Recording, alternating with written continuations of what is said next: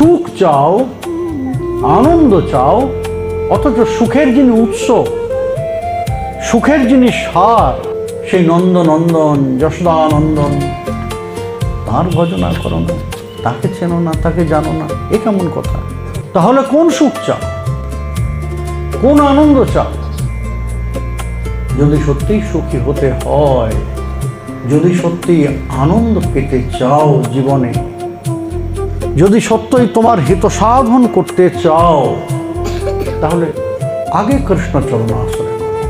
আগে সেই সুখের যিনি উৎস, যিনি আনন্দ চিন্ময় রস প্রতিভাবিত, সেই নন্দনন্দনকে আশ্রয় করো, যশোদানন্দনকে আশ্রয় করো। তাহলে তোমার ওই প্রকৃত সুখ, প্রকৃত আনন্দ এবং শান্তিকে খুঁজে পাবে। আমরা সুখ পাই, সুখ পেতে পারি,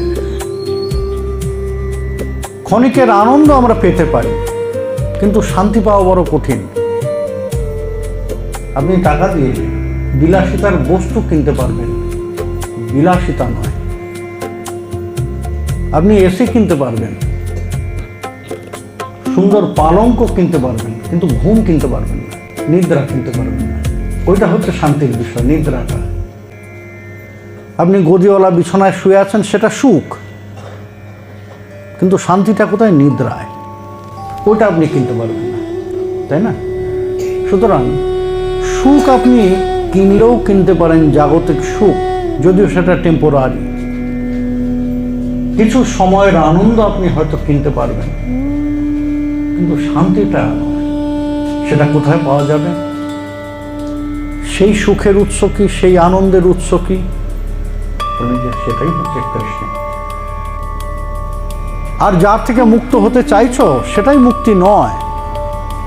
আমরা মনে করি আমাদের এই গুরুচরণাশ্রয় বলুন, ঈশ্বর ভজনা বলুন, সবকিছু ওই সাধারণ কারণ কি না, সংসার থেকে মুক্তি পেতে চাই, সংসার থেকে মুক্তি পেতে চাই। যদিও নিজে জড়িয়ে আছি, আমি জড়িয়ে আছি, ঠাকুর আমাকে মুক্ত করো। কিসের থেকে মুক্ত করবে? আমি তো নিজেকে নিজে বেঁধে রেখে দিয়েছি, আমাকে কেউ বেঁধে রাখিনি, আমি নিজেই নিজেকে বেঁধে রেখে দিয়েছি। কিন্তু প্রার্থনা করার সময় সকলেই বলে, ঠাকুর আমাকে মুক্ত করো, আমাকে ভালো রেখো। এখন সংসার থেকে মুক্তি নিয়ে কোথায় যাব? স্বর্গে? স্বর্গ আর